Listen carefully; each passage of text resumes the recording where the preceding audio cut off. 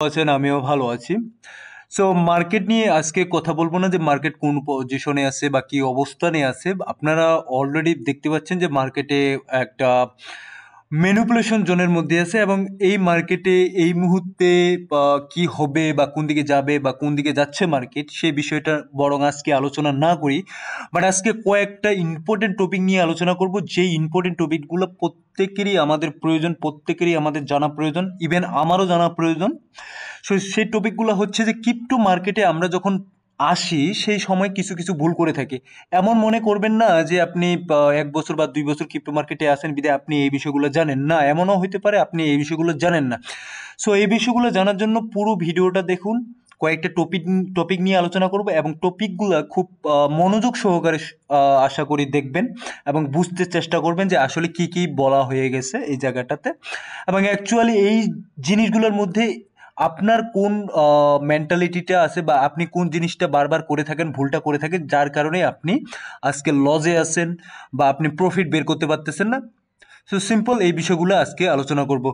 প্রথমত যদি আমি এক চার্টের দিকে চলে যাই, সেক্ষেত্রে আমি সিলেক্ট করছি কয়েকটা টপিক। তার মধ্যে প্রথমেতে যেটা দেখতেছি সেটা হচ্ছে সিলেক্ট রং এক্সচেঞ্জ।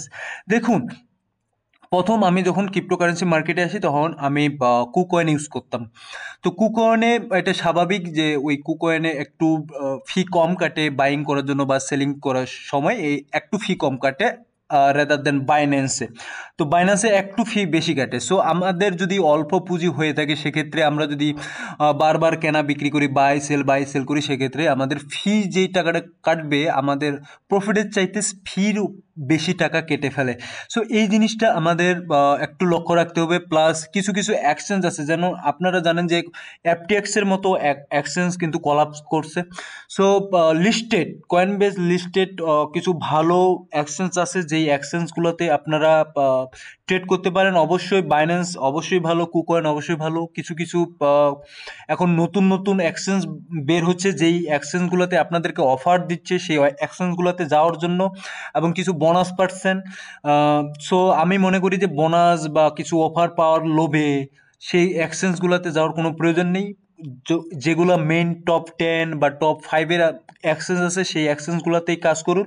কারণ আপনি এই এক্সচেঞ্জে লক্ষ লক্ষ টাকা ইনভেস্ট করতেছেন, যদি কোনো কারণে ওই এক্সচেঞ্জগুলো কোলাপস করে সেক্ষেত্রে কিন্তু আপনাদের ওই যে আপনাদের যে টাকা সেই টাকা রিটার্ন আনাটা খুব বেশি কষ্টকর হয়ে যাবে। সো এই বিষয়টা অবশ্যই মাথায় রাখবেন। দ্বিতীয়ত যেই যে জিনিসটা আছে সেটা হচ্ছে নট টেকিং প্রফিট। এখন এই বিষয়টা হয়তো বা আপনারা জানেন, এই বিষয়টা নিয়ে আমি আলোচনা এর আগেও করছিলাম বহুবার, যে আপনারা প্রফিট টেকিং করুন যে কোনো কয়েনে। যেমন এক্সআরপির ক্ষেত্রে আমি যখন দেখি, আমি যখন বলি যে আপনারা প্রফিট টেকিং করুন, যাদের অলরেডি লাভ হয়ে গেছে 20% বা 30% বা 40% বা 50% লাভ হয়ে গেছে, তারা কিন্তু অলরেডি আপনারা প্রফিট টেকিং করতে পারেন। আমি জানি না কতজনে এই বিষয়টা শুনছেন বা জানছেন যে হ্যাঁ, প্রফিট টেকিং করাটা আসলে আমাদের জন্য কতটুকু গুরুত্বপূর্ণ। আমরা সবসময় চিন্তা করি যে কয়েনটা হয়তো বা আরো অনেক উপরে যাবে বা আরো অনেক উপরে যাবে, বাট ওইরকমটা হয় না। একসাথে কখনো কয়েন উপরে যায় না। রাদার দেন আপনি যদি কয়েনটা হোল্ড করে থাকেন 3 বছর বা 4 বছর, সেক্ষেত্রে একটা পজিটিভ রেজাল্ট আসবে। বাট আপনি যদি 1 মাস বা 2 মাসের কথা চিন্তা ভাবনা করেন সেক্ষেত্রে আপনাদের প্রফিট টেকিং করা অতি আবশ্যক। এবং সেখানে যদি আমরা একটা কয়েনের অ্যানালাইসিস করি, জাস্ট এক্সআরপির, যেহেতু এক্সআরপিটা সামনের দিকে আছে, যারা আপনার মনে করেন যে 52 বা 53 সেন্টে কিনছে, তারা যদি এই জায়গাটাতে সেলিং করে দিত বা যখন অলমোস্ট $3 কাছাকাছি চলে গেছিল, আবার তারা কিন্তু এই যখন মার্কেট নিচের দিকে আসে তারা কিন্তু আবার রি এন্ট্রি নিতে পারেন। এক্ষেত্রে পজিটিভ দিকটাই বেশি, কারণ আপনার এখানে পুরো লাভটা আপনার প্রফিট সহ বের করে নিলেন, মূলধনটা সহ বের করে নিলেন। আবার যদি এই জায়গাটাতে ইনভেস্ট করেন সেক্ষেত্রে আবার বেশি টাকা ইনভেস্ট করতে পারতেছেন। সো এইভাবে প্রফিট টেকিং করাটা আমাদের একান্ত বা খুব অত্যন্ত জরুরি বিষয়। কারণ প্রফিট টেকিং যখন করবেন না তখন আপনাকে কিন্তু লং টাইম একটা জিনিস খেলতে হবে। 1 বছর বা 2 বছর বা 3 বছরের একটা লং টাইম গেম খেলতে হবে। সো এটার জন্য যারা প্রিপারেশন না বা প্রিপারেড না যে লং টাইম গেম খেলবো, তাদেরকে আমি বলবো যখনই প্রফিট হবে 20%, 30% বা 40%, তারা প্রফিট টেকিং অবশ্যই করবেন।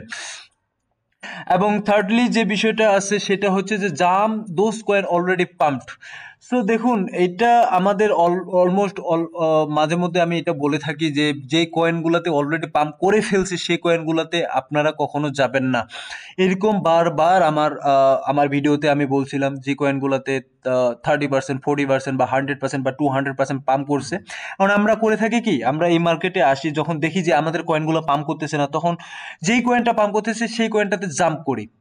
যেই কয়েনটা অলরেডি কিন্তু 200% পাম্প বা 10x বা 20x বা 50x পাম্প অলরেডি করে ফেলছে, সেই কয়েনটাতে জাম্প করি। এখন জাম্প করার ফলে হয় কি, আমরা যখন জাম্প করি তখন ওই জায়গাটাতে অনেকে যারা অলরেডি প্রফিটে আছে তারা কিন্তু ওই জায়গা থেকে বের হয়ে আসে। এখন আমরা ওই জায়গাটাতে ধরা খাই, আমরা ওই জায়গাটায় ট্র্যাপে পড়ে যাই এবং মার্কেট আবার নিচের দিকে আসা শুরু করে। কারণ ট্র্যাপে পড়ার পর আমরা দিশেহারা হয়ে যাই কোন দিকে যাবো বা কি করব। এই জায়গাটার জন্য আমরা অনেকে লস করি এবং লসে সেল করে দিই। সো বিষয়গুলো খুব সংক্ষিপ্ত আকারে বলতেছি, বাট অনেক অনেক ইম্পর্টেন্ট বিষয় মাথায় রাখবেন। তারপরে যে বিষয়টা আছে সেটা হচ্ছে ওভারট্রেড। ওভারট্রেড যারা ফিউচার ট্রেড করেন, আমি স্পট হোল্ডারদের কথাও বলবো, কারণ 1 বছরের নিচে যারা হোল্ডিং করেন তাদেরকে ট্রেডারে বলা হয়। তবে আমি যেটা বলি সেক্ষেত্রে একটু বিষয়টা মাথায় রাখুন। ওই প্রথমে যে বিষয়টা বলছিলাম, যখন ওভার ট্রেড করবেন, ফিউচার ট্রেডের ক্ষেত্রে এটা সবচেয়ে বেশি হয়। ওভার ট্রেডটা যখন আমরা মনে করি, দেখুন একটা উদাহরণ দিই, জাস্ট এই জায়গাটাতে উদাহরণ দিই। যখন এই কয়েনটা 99,845-এ গেছে, আজকে 1 ঘন্টা টাইম ফ্রেমে আসি, মার্কেট দেখতেছেন যে অলরেডি কিন্তু একটা ম্যানিপুলেশন জোন কাজ করতেছে। সেটা মার্কেটের চার্ট যদি দেখেন সেক্ষেত্রে বুঝতে পারবেন যে চার্ট পাম ডাম করতেছে। সো এই জায়গাটাতে আমি ট্রেড নিলাম, এই জায়গাটাতে 99,800-তে আমরা ট্রেড নিলাম। একটা চিন্তা করলাম মার্কেট উপরের দিকে যে উঠতেছে, একটা ফিউচার ট্রেড নিয়ে নিলাম, হ্যাঁ, যে লং এ একটা ফিউচার ট্রেড নিয়ে নিলাম। বাট হইলো কি, মার্কেট কিন্তু এখান থেকে নিচের দিকেই আসলো। এখন এই জায়গাটাতে আমি লস করলাম। এখন লস করার পর চিন্তা করলাম যেহেতু নিচের দিকে আসতেছে, তাহলে একটা শর্ট ট্রেড নিয়ে ফেলি, দেখি কি হয়। শর্ট ট্রেড নিতে যায় দেখলাম যে মার্কেট আবার উপরের দিকে যাওয়া শুরু করলো। এই যে মার্কেটে ওভার ট্রেড আমরা করতেছি, লস করতেছি, আবার ট্রেড করতেছি, কারণ আমরা চিন্তা করতেছি একটা না একটা তো লাগবে। এভাবে আমরা কিন্তু লসে চলে যাই এবং হিউজ পরিমাণ লস করি। এটা একটা মেন্টালির বিষয় আছে, সেই বিষয়টা আমি পরবর্তী ধাপে আসতেছি। বাট এই জিনিসটা কখনো করবেন না, ওভার ট্রেড খুবই খারাপ জিনিস। আমি যারা ফিউচার ট্রেড করেন তাদেরকে আমি একটা কথা বলবো, একটা ট্রেড নেবেন, দৈনিক একটা ট্রেড নেবেন, সেই একটা ট্রেড এমন একটা ভালো করে ট্রেড নেবেন, এইখান থেকে মার্কেট আপের দিকে যাচ্ছে এবং আপনি বুঝতেছেন আপের দিকে যাচ্ছেন, সেই যাচ্ছে কয়েনটা, সেই জায়গায় একটা ভালো একটা লং ট্রেড নেবেন। এক ট্রেডে একদিনের শেষ, সেই ট্রেড থেকে আপনি $10, $20 বা $50 বা $100 ইনকাম করলেন, শেষ, এক্সিট, বাস। ওই দিনে আর কোনো কাজ আপনার নেই।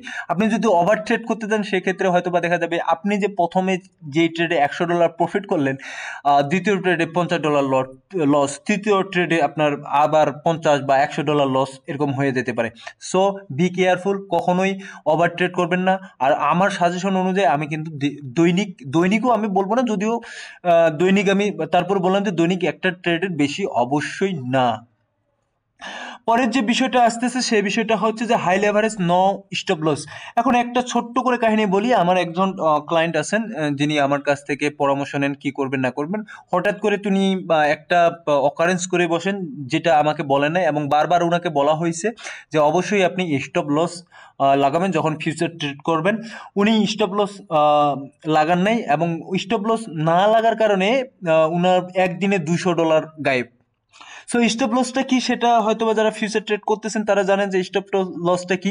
দেখুন স্টপ লসটা ছোট্ট আকারে বুঝিয়ে দিই আপনাদেরকে। ধরুন আপনি এই জায়গায় ফিউচার ট্রেড লং এ একটা ট্রেড দিচ্ছেন, এখন আপনার লিকুইড এখানে আপনার যদি ধরেন যে 10% বা 5% যদি নিচের দিকে নেমে যায়, সেক্ষেত্রে আপনি এই জায়গায় একটাতে স্টপ লস এই জায়গায় লাগিয়ে দিলেন। বলবে জায়গাটাতে ইয়ে করলেন যে 99,000 বা 99,800-তে একটা লং ট্রেড নিলেন। ধরুন যে 99,000-এ আপনি একটা স্টপ লস লাগিয়ে দিলেন যে এর নিচে যদি মার্কেটটা আসে তাহলে অটোমেটিক ট্রেডটা কাটে যাবে। এখন আপনি এই জায়গায় ট্রেডটা আপনি এখানে স্টপ লস লাগালেন। এখন ধরুন যে এই স্টপ লসটা আপনি লাগালেন না, তখন কি হবে, এই যে মার্কেটে আবার নিচের দিকে যে এই যে চলে আসলো, এখানে কিন্তু অলমোস্ট আপনাকে লিকুইডিটিও করে দিতে পারে যদি আপনি হাই লেভারেজ নেন। সো এখানে হাই লেভারেজের বিষয়টা আপনি যদি বলি সেক্ষেত্রে আমি বলবো যে ছোট্ট সংক্ষিপ্ত আকারে হাই লেভারেজের বিষয়টা বলি। ধরুন আপনার কাছে $100 আছে, আপনি আরো 10% লিভারেজে নিচ্ছেন, 10%, 20%, 10x বা 20x লিভারেজ নিচ্ছেন, সেক্ষেত্রে আপনাকে যদি আপনার কাছে $100 থাকে, সেক্ষেত্রে হয়তো বা আপনাকে আরো $100 10x নিলেন, সেক্ষেত্রে 10 আপনার কাছে $100 ইন্টু আচ্ছা ওয়েট ইন্টু 10x আপনাকে হয়তো বা $1000 একটা ট্রেড দিবে। $1000 ট্রেড দিবে, সেই $1000 ট্রেড নিয়ে আপনাকে ট্রেড করতে হবে। বাট আপনার যখন স্টপ লস হিট হবে বা লিকুইডিটি হিট হবে, সেটা কিন্তু আপনার ওই $100 উপর দিকে হবে। যখন হাই লিভারেজ হবে নিবেন, যখন হাই লিভারেজ নিয়ে থাকে, তখন বিষয়টা হচ্ছে খুব খুব অল্প সময়ের মধ্যে কিন্তু আপনার লিকুইডিটি সেট, মানে জোনটা সেট হয়ে যায়। মনে করেন যে আপনি একটা লং ট্রেড নিলেন হাই লেভারেজে 10x বা 20x, তখন আপনার কিন্তু এই জায়গায় লিকুইডিটি কিন্তু খুব তাড়াতাড়ি এখানে সেট করা হয়ে যায় অটোমেটিকলি। সো এখানে হয় কি, মার্কেট কিন্তু আপডাউন প্রচুর ভাবে করে যে কোনো কয়েনে, বিশেষ করে বিটকয়েনের কথা বাদ দিলাম, যদি অলস কয়েনে ধরি, অলস কয়েন কিন্তু মোটামুটি 20% বা 10% বা 15% ডেলি বেজ না, আমি বলবো যে ঘন্টার মধ্যে কিন্তু এটা এই আপ ডাউন করে। সেক্ষেত্রে আপনাদের লেভারেজ যখন 10x বা 20x নেন, আর আপনাদের লিকুইডিটি একটা সেট হয়ে যায় ওই 5-এ বা 6-এ, হ্যাঁ 6% বা 7% লিকুইডিটি অলরেডি সেট হয়ে যায়, তখন এটা কিন্তু খুবই ভয়ঙ্কর। আপনাদেরকে লিকুইডিটি অবশ্যই করবে। সো হাই লেভারেজ থেকে অবশ্যই সাবধান থাকবেন, না হলে কিন্তু আপনাদের টাকা পয়সা বা মূলধন সবকিছু আপনারা নষ্ট করবেন। So be careful. এখন যেই পয়েন্ট আছে সেটা হচ্ছে blind trust, no research.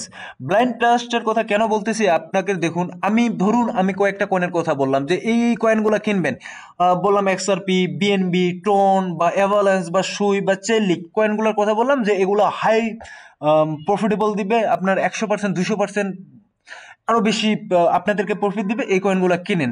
But আমার কথা মতো, শুধুমাত্র আমার কথা মতো যদি এই কয়েনগুলো কিনেন আপনারা, তাহলে আপনারা কিন্তু লসও করতে পারেন। সেক্ষেত্রে কিন্তু লসটা আপনার, আমার না। সো এই কারণে আপনাদের অবশ্যই কয়েন রিসার্চ করতে হবে, এবং কি ব্লাইন্ড ট্রাস্ট মানে যেটা অন্ধবিশ্বাস, মানে আমি যেই কয়েনটা কিনতে বললাম সেই কয়েনটাই আপনি কিনলেন, এই কাজটা কখনো করা যাবে না। আপনি অবশ্যই রিসার্চ করবেন একটা কয়েন নিয়ে, যে ভাই একটা কয়েন কিনতে বললো, ক্রিপ্টো ইনফো ভাই একটা কয়েন কিনতে বললো, দেখি এই কয়েনটা আসলে আদতেও আমার কেনা উচিত কিনা, বা এই কয়েনটা আসলে কোন জায়গাটাতে আছে, এর মার্কেট ক্যাপ কি, এর সার্কুলেটিং সাপ্লাই কি, এর টোটাল সাপ্লাই কি, হ্যাঁ এর হোল্ডিং কত পার্সেন্ট আছে, বা এর টোকেন আনলক কতদিন পর পর, এই বিষয়গুলো অবশ্যই আপনাদেরকে রিসার্চ করতে হবে। ঠিক আছে, বিষয়গুলো মাথায় রাখবেন। এবং তারপরে যেই বিষয়টা আছে, এটা buying huge number of coin, এই বিষয়টা নিয়ে আলোচনা করা উচিত, এবং এর আগেও এই বিষয়টা নিয়ে আলোচনা করছিলাম, তারপরেও যেহেতু এখন টপিক্সে চলে আসে এই জন্য আলোচনা করতেছে। দেখুন আপনার কাছে $100 আছে, আপনি $100 কি 10টা কয়েনে ইনভেস্ট করবেন? $100 যদি 10টা কয়েনে ইনভেস্ট করেন, আপনার কোনো লাভ নাই, কোনো ফায়দা নেই। বরঞ্চ একশো টাকা, $100 আপনি সর্বোচ্চ 2টা কয়েনে ইনভেস্ট করতে পারেন, সর্বোচ্চ 2টা বা 3টা, সর্বোচ্চ, এর বেশি ইনভেস্ট করতে পারবেন না। কারণ আপনার যখন 10টা কয়েনে $100 ইনভেস্ট করবেন, সেক্ষেত্রে আপনি ওই জায়গা থেকে প্রফিট বের করতে আপনাকে মনে করেন যে 50% বা 40% বা 100% পর্যন্ত পাম্প করতে হবে কয়েনটাতে, তারপর আপনি হয়তো বা ওখান থেকে $1 বা $2 রিটার্ন পাবেন, এর বেশি না। কিন্তু যদি আপনি $50 বা $60 বা $100 একটা কয়েনে ইনভেস্ট করেন, সেক্ষেত্রে দেখা গেল যে 2% বা 4% বা 10% পর্যন্ত যদি ওই কয়েনটা আপে যায়, সেক্ষেত্রে আপনাদের প্রফিটটা কিন্তু টোটাল যে কয়েনে লাগাইতেন সেই কয়েনটা, ওই একটা কয়েনে বা 2টা কয়েনে প্রফিটটা আপনারা বের করতে পারছেন। সো এটা বি কেয়ারফুল। আপনি মনে করতেছেন যে আমার $100, আমি 10টা কয়েনে ইনভেস্ট করলাম, সেক্ষেত্রে হইলো কি, মনে করতেছেন যে একটা কয়েন আমাকে তো ভালো প্রফিট দিবে, না কখনো দিবে না।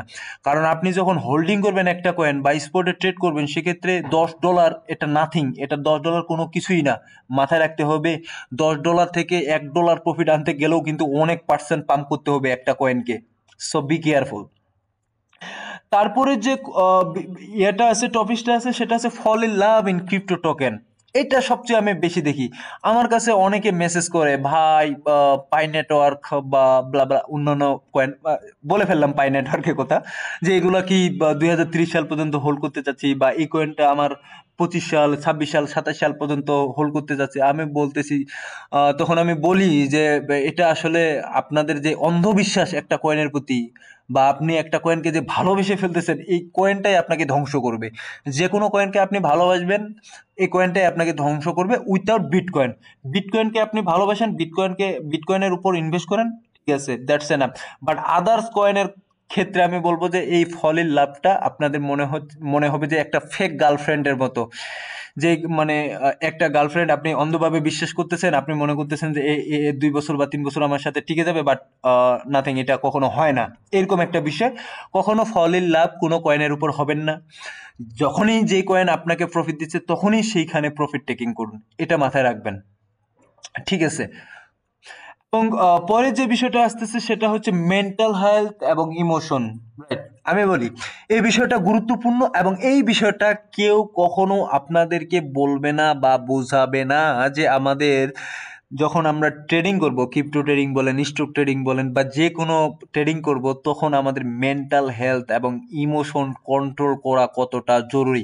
আপনি যদি মেন্টালি ভাবে সিক হয়ে থাকেন, আমি বলতেছি ডোন্ট মাইন্ড, যদি মেন্টালি ভাবে সিক হয়ে থাকেন, মানে কেমন জিনিসটা, আপনি যদি তাড়াহুড়ার মানুষ হয়ে থাকেন যে কোনটা করবেন কি করবেন না করবেন, মানে আপনি কনফিউজিং সবসময় থাকেন, তাহলে ক্রিপ্টো মার্কেটে আপনি লস ছাড়া প্রফিট কখনো করতে পারবেন না। এবং ইমোশনকে সবসময় হোল্ড করতে হবে, ইমোশনকে কন্ট্রোল করতে হবে। ইমোশন কেমন, ধরুন আমার একটা কয়েন এই ধরুন সোলানা, সোলানা আমার পাম্প করতেছে না, সোলানা কোনো কারণেই পাম্প করতেছে না, 1 মাস 2 মাস 3 মাস 4 মাস 5 মাস পাম্প করতেছে না। বাট আমাকে ওখানে ইমোশন কন্ট্রোল করতে হবে, দেখতে হবে যে না, এটা হয়তোবা রিসার্চ করতে হবে যে হয়তোবা এটা পাম্প করবে। আপনি এই ইমোশনটা কন্ট্রোল করতে পারতেছেন না, আপনি দেখতেছেন আদার অন্য কোন ভাগতেছে 10%, 20%, 30%, 40%, 100%, কিন্তু আপনার কোয়েন যে জায়গায় আছে সে জায়গায়, ঠিক আছে। সেক্ষেত্রে আমাদের ইমোশন কন্ট্রোল করতে হবে। Without emotion control, without mental health, আপনি ক্রিপ্টো ট্রেডিং বা ক্রিপ্টো ইনভেস্ট যে কোনো জায়গায় আপনি টিকতে পারবেন না। সো মেন্টাল হেলথের জন্য কি করবেন বা ইমোশন কন্ট্রোলের জন্য কি করবেন, তখন বেসিক রুল, এই রুলগুলো হয়তো বা কেউ কোনোদিন আপনাদেরকে বলবে না। আমি বলবো যারা ক্রিপ্টো ট্রেডিং করেন তারা অবশ্যই আপনারা এক্সারসাইজ করবেন, সকালে হোক বিকেলে হোক এক্সারসাইজ করবেন, একটু মাইন্ড কন্ট্রোল করার চেষ্টা করবেন। মাইন্ড কন্ট্রোল কিভাবে করা যায় সেই বিষয়গুলোর দিকে নজর রাখবেন। দেন আস্তে আস্তে এটা ইমপ্রুভ হবে। এই ইমপ্রুভমেন্ট শুধুমাত্র আপনার যে ক্রিপ্টো ট্রেডিং বা ক্রিপ্টো ইনভেস্টমেন্ট বা আদার স্টক মার্কেটেই কাজে লাগবে এমন না, আপনার পারিবারিক ক্ষেত্রেও কাজে লাগবে, আপনার ওভারঅল ক্ষেত্রে কিন্তু এই কন্ট্রোল, যে আপনি কন্ট্রোল করার ক্ষমতা সেটা কিন্তু কাজে লাগবে। সো এটা অবশ্যই অবশ্যই মাথায় রাখবেন। সো ভালো থাকবেন, সুস্থ থাকবেন, দেখা হবে নতুন কোনো ভিডিও নিয়ে।